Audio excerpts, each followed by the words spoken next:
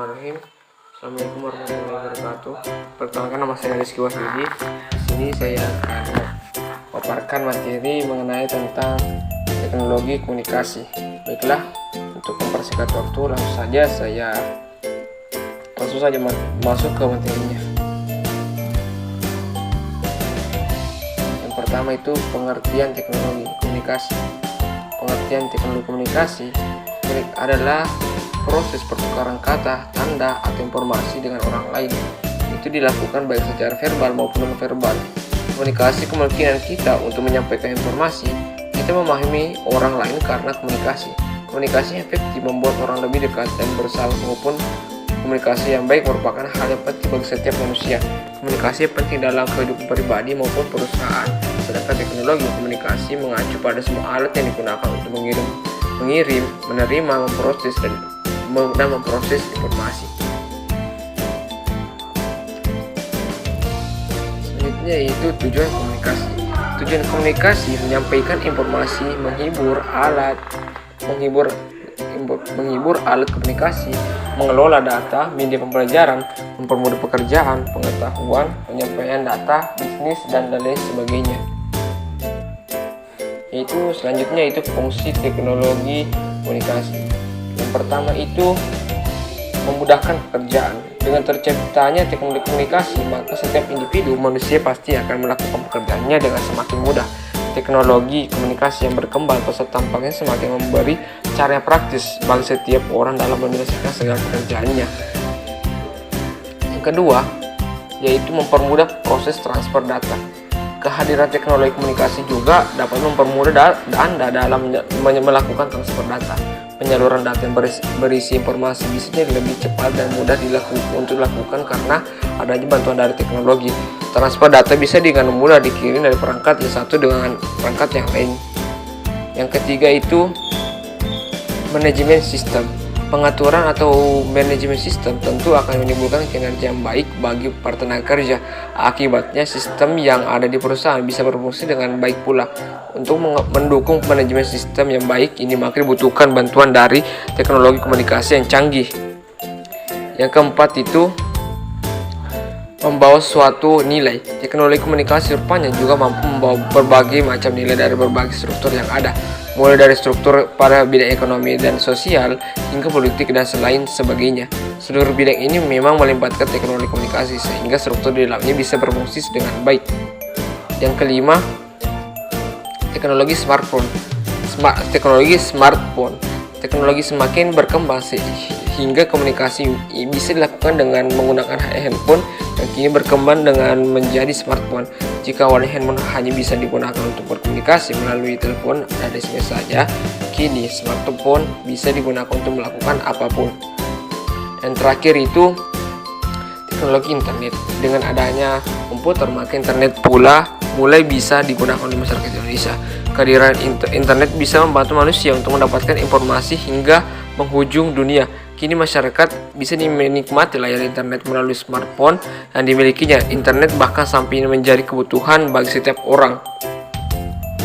Selanjutnya yaitu manfaat teknologi informasi dan komunikasi. Manfaat teknologi informasi dan komunikasi tidak hanya dirasakan beberapa pihak, melainkan oleh sekelompok masyarakat, mulai dari siswa hingga pekerja sukses. Semua merasakan manfaat dari TIK atau teknologi informasi. Yang pertama itu memudahkan pertukaran informasi dan komunikasi secara umum. Manfaat TIK adalah melakukan pertukaran informasi dan komunikasi efektif secara efisien. Maksudnya, proses pertukaran informasi serta komunikasi bisa dilakukan di mana saja kita berada dalam kondisi apapun. Membantu proses pembelajaran teknologi informasi dan komunikasi, memudahkan mahasiswa serta tenaga pengajar dan untuk terlibat dalam proses pembelajaran. Yang ketiga, memudahkan proses jual beli. Sebelum ada TIK, manusia hanya bisa melakukan jual beli di pasar, toko, atau supermarket. Mereka harus bertemu secara tatap muka untuk bertanya, menawar harga serta membelinya. Namun kini dengan hadirnya teknologi informasi komunikasi, manusia bisa lebih mudah melakukan proses jual beli, yakni dengan online shop. Yang terakhir itu peningkatan layanan. Manfaat teknologi informasi komunikasi bagi manusia adalah memudahkan layanan. Misalnya kita tidak perlu lagi mendatangi ATM untuk transfer uang karena sudah ada layanan mobile banking, yaitu contohnya lainnya kita tidak perlu dengan kantor pemerintah untuk mengurus surat tertentu karena sudah ada electronic government. Selanjutnya yang materi terakhir yaitu contoh alat komunikasi. Yang pertama itu radio. Alat komunikasi satu ini bekerja sebagai penerjemah golongan sinyal yang menghasilkan informasi berupa suara. Radio sangat diminati oleh banyak kalangan publik yang kurang suka untuk membaca atau pada akhirnya hanya mendengarkan berita melalui telinga. Yang kedua, telepon. Telepon ditemukan pada tahun 1871 oleh Anthony McNaughton yang dia mematenkan penemuan itu dan dinamakan dengan sound telegraph. Alat ini bisa dimungkinkan komunikasi dalam bentuk suara antar dua orang atau perantara kabel. Yang ketiga itu alat komunikasi ini, yaitu ketiga hand talkie. Alat komunikasi ini sering digunakan di perangkat keamanan seperti petugas keamanan di bank, pasukan pengamanan presiden, hingga anggota kepolisian. Alat ini komunikasi berbentuk seperti telepon genggam keluaran lama yang memiliki antena panjang dan layar kecil tanpa warna dan susunan tombol. Alat ini bekerja dengan memanfaatkan gelombang radio. Jarak tempuh komunikasi hand talkie adalah sepanjang 12 mil. Komunikasi yang dihasilkan oleh hand talkie sayangnya hanya bersifat sementara karena salurannya bisa berganti setiap waktu. Yang keempat, email. Email merupakan surat elektronik yang bisa mengirim dan menerima informasi berupa tulisan dan gambar. Cara menggunakan email itu membutuhkan gadget, modem atau alat yang terhubung dengan internet. Saat ini, email digunakan untuk berbagai macam keperluan seperti promosi produk, mengirim surat penting perusahaan, hingga mengirim tugas sekolah. Selanjutnya yaitu kelima, smartphone. Awalnya smartphone yang sebelumnya dikenal dengan nama handphone atau telepon genggam hanya bisa menerima pesan singkat atau telepon saja. Oleh karena itu handphone hanya membutuhkan sinyal jaringan seluler. Setelah melalui serangkaian inovasi dan kecanggihan teknologi, telepon seluler tidak hanya menerima pesan atau panggilan telepon. Smartphone yang terhubung dengan jaringan internet memiliki akses yang tidak terbatas di dunia maya seperti sosial media, mesin pencarian online, atau hingga e-commerce. Yang keenam, tablet. Tablet merupakan contoh dari komputerisasi yang menggunakan perantara. Oleh karena itu, pengembangan tablet memiliki sejarah yang dalam. Hak paten pertama untuk sistem yang menggunakan tulisan tangan dengan menganalisis gerakan tulisan tangan diberikan sejak tahun 1915 dan dipublikasikan secara umum pada tahun 1056. Tablet dapat didefinisikan sebagai jenis komputer notebook yang memiliki layar LCD yang dimana pengguna bisa menulis dengan menggunakan pena khusus.